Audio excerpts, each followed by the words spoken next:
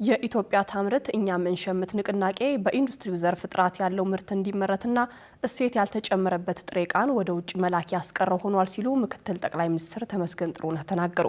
ምክትል ጠቅላይ ሚኒስትሩ አምራች ኢንዱስትሪዎች የሀገር ውስጥ ምርቶችን ከመጠቀም ባለፈ የስራ የእውቀትና የስራ ባህል ሽግግር ላይ ከፍተኛ ሚና እንዳላቸውም አንስተዋል።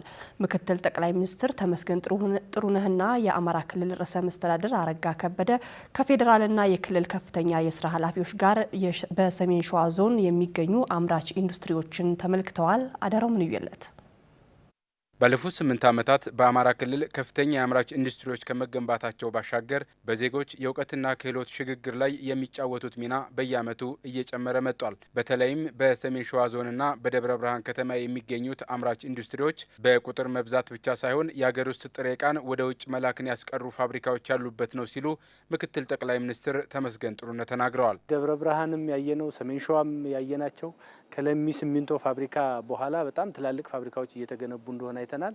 ያየነው በጣም ጥሩ ነገር ምንድነው? አካባቢው ሰላማዊ ነው።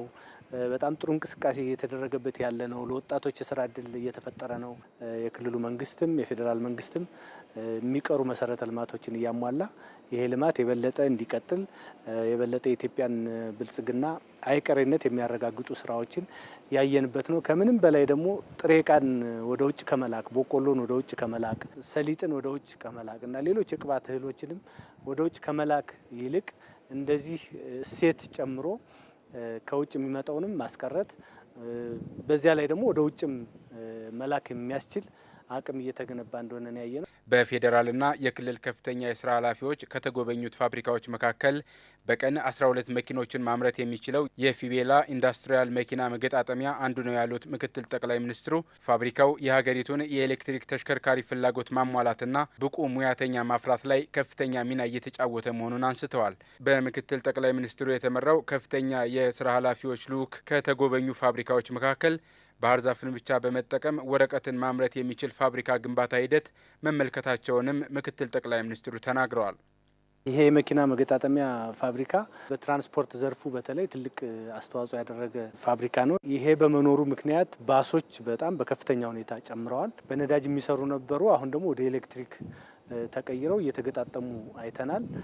ተሽከርካሪዎች እነዚህ ትላልቅ ተሽከርካሪዎች በተለይ ከጅቡቲ ወደብ የሚያመላልሱ ተሳቢዎች፣ ቦቲዎች ያሉበት ነው። በጣም ጥሩ ነገር ደግሞ እዚህ ፋብሪካ ላይ ያየነው ምንድነው? በሜካኒካል ኢንጂነሪንግ የተመረቁም በጥቃቅንና አነስተኛ የተመረቁም ወጣቶች እዚህ ገብተው ሰልጥነው በጣም ጥሩዎችም እዚሁ የሚቀሩበት ሁኔታ አለ።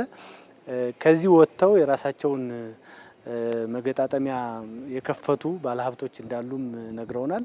ከዚያም በላይ ደግሞ አሁን በቅርብ የሚቀጥለው የካቲት ላይ የሚመረቅ በጣም ትልቅ የወረቀት ፋብሪካ አለ። እንግዲህ ባህር ዛፍ ነው የሚጠቀም 80%ን 20%ቱ ኬሚካል ከውጭ ያስመጣል።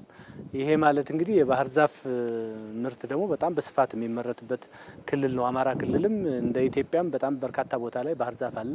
ይህንን ወደ ጥቅም ማሸጋገር የሚችል በጣም ግዙፍ ፋብሪካም አይተናል። የኢትዮጵያ ታምርት እኛ ምንሸምት የተሰኘው ሀገራዊ ንቅናቄ የሀገር ውስጥ ምርትን በማነቃቃትና ባለሀብቶችንና አዳዲስ ቴክኖሎጂዎችን ወደ ስራ እንዲገቡ እድል የፈጠረ መሆኑንም ምክትል ጠቅላይ ሚኒስትሩ አንስተዋል።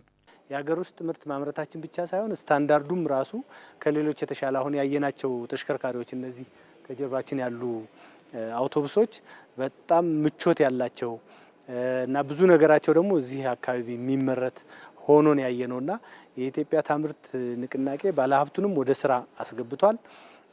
በዚያ ላይ ደግሞ ጥሬ ዕቃ ወደ ውጭ ዝም ብለን በጥሬው መላካችንን ያስቀረ ስራ ነውና የኢንዱስትሪ ዘርፍ ልማቱ የግብርናውንም ይዞ የሚነሳ ነው። አዳዲስ ቴክኖሎጂዎችን ወደ ሀገር ውስጥ እያመጣን ባለሀብቶችንም እያመጣን ሀገራችን በኢንዱስትሪም እንድታድግ የሚያደርግ ነውና ብዙ ዘርፎችን ይዞ የሚነሳ ነው። በሰሜን ሸዋ ዞንና ደብረ ብርሃን ከተማ በአሁኑ ሰዓት ከ192 በላይ አምራች ኢንዱስትሪዎች ወደ ስራ መግባታቸውን ከኢንዱስትሪ ሚኒስቴር የተገኘው መረጃ ያመለክታል።